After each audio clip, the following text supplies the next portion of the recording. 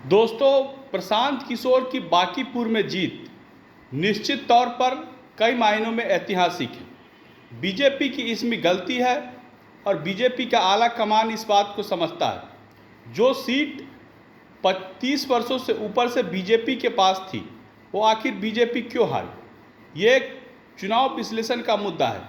लेकिन प्रशांत किशोर की सफलता से कुछ लोग ये सोच रहे हैं कि प्रशांत किशोर मुख्यमंत्री बन गए हैं बिहार को, तो ऐसा नहीं है। उन्होंने एक सीट जीती है। अभी 2025 के विधानसभा चुनाव में उनकी पार्टी को 0 सीट इसी बिहार की जनता ने दिया था।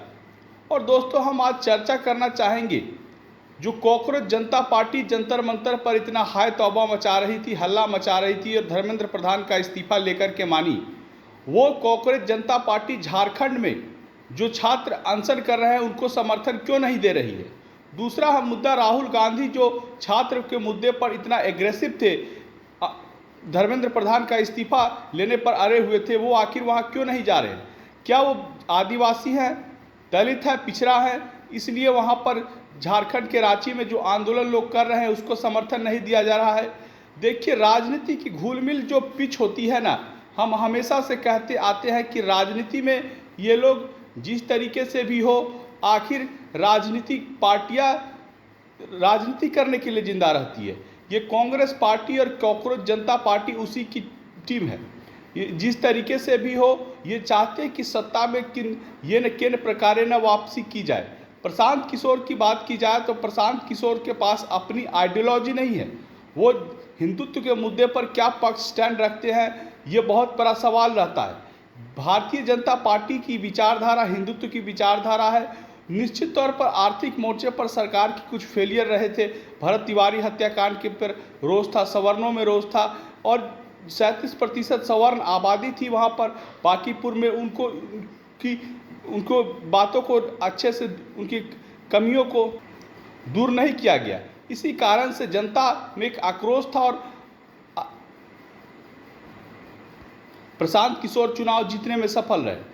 ये सब मिलाकर के कॉकरोच जनता पार्टी का जो वर्चस्व, जो ये चाहती है कि हम देश में हंगामा करके सभी का इस्तीफा ले लेंगे, कल के नरेंद्र मोदी का इस्तीफा मांगेंगे, तो ये होने वाला नहीं है। क्योंकि इस देश की जनता नरेंद्र मोदी पर विश्वास करती है और नरेंद्र मोदी की पर नीतियों पर चलती है। आज से क्या कारण है कि इसके पहले 60 वर्षों तक जब कांग्रेस की शासन की सरकार थी तो गरीबी नहीं दूर की गई, लोगों में अशिक्षा को दूर नहीं किया गया, भूखमरी जैसी समस्याएं थी, पाकिस्तान हमें आए दिन हमला करता रहता था, चीन आंखें दिखाते रहता था। इन सारे मुद्दों पर कांग्रेस पार्टी से जनता उब चुकी है। प्रशांत किशोर नए नवेले पार्टी है, नए नवेले पार्टी से उम्मीद रहती है।